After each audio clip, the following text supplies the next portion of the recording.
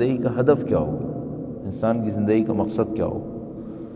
اور مجھے یوں لگتا ہے کہ اگر انسان اس مشکل کو حل کر لے اپنی زندگی کے اندر کہ میری زندگی کا ہدف کیا ہے، مقصد کیا ہے، تو پھر بہت سارے کام اس کی وجہ سے آسان ہو جاتے ہیں۔ اور اگر خدا نہ کرے نعوذ باللہ تعالیٰ کسی بھی وجہ سے انسان اسے حل نہ کر سکے کہ زندگی کا مقصد کیا ہے، عام حالات میں تو زندگی گزر جائے گی،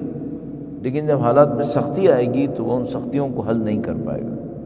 اور ان سختیوں کے نتیجے میں مشکلات اس کے ذہن میں اور بڑھنا شروع ہو جائیں گی۔ پھر ممکن ہے غلطیاں کرے، ممکن ہے کہ ایسے راستے پہ چل نکلے جو نہ اس کے لیے بہتر ہو، نہ اس کی دنیا کے لیے بہتر ہو، آخرت کے لیے بہتر ہو، نہ معاشرے کے لیے بہتر ہو، معاشرے کو بھی برباد کرے۔ ایک مثال عرض کروں گا، اگر ایک انسان یہ جانتا ہو کہ زندگی کے اندر ہدف کیا ہے، مقصد کیا ہے، تو مولا کا بہت مشہور ایک فرمان ہے، امیر المومنین سے منسوب ہے، مولا کے فرمائیں کہ غرر الحکم ایک کتاب ہے، مشہور کتاب، اس کے اندر موجود ہے، فرمائیں کہ تم لوگ خلق ہوئے ہو آخرت کے لیے نہ دنیا کے لیے، اور خلق ہوئے ہو بقا کے لیے نہ فنا کے لیے۔ علامہ طباطبائی اس قول کو بہت زیادہ دہراتے تھے اور کئی جگہ پہ ان سے مشہور ہے یہ قول، خلق ہوئے ہو آخرت کے لیے نہ دنیا کے لیے، خلق ہوئے ہو بقا کے لیے نہ فنا کے لیے۔ یہ جو انسان کی زندگی میں غلطی پیش آتی ہے، سب سے بڑی غلطی میرا خیال ہے جس کی وجہ سے اس دنیا کا دار و غرور کہا جاتا ہے، میں نے پچھلے جملے بھی شاید چند جملے عرض کیے تھے اس سلسلے میں، سب سے بڑی غلطی ہے کہ وہ یہی سمجھنے لگتا ہے کہ میں یہاں کے لیے خلق ہوا ہوں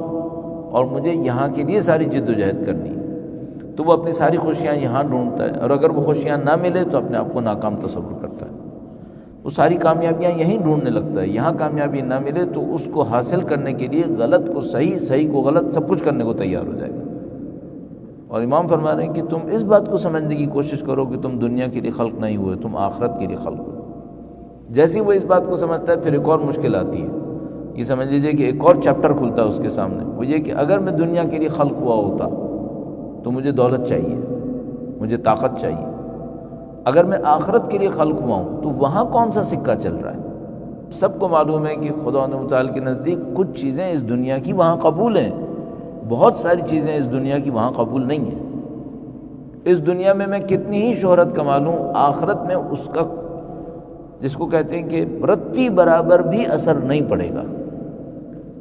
مچھر کے پر کے برابر بھی اثر نہیں پڑے گا، یہاں کی شہرت وہاں کے اوپر اثر ڈال دے، ایسا کچھ نہیں ہو سکتا۔ تو جو چیز ہمیں دیکھنی پڑے گی وہ یہ کہ بھئی آخرت میں جو سکہ چلتا ہے کیا چلتا ہے، تو وہ اللہ نے فرمایا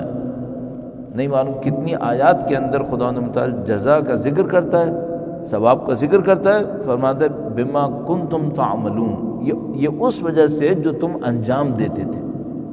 عمل۔ ایک سکہ جو وہاں پہ چلتا ہے وہ عمل صالح، حسنہ، خیر، نیکی،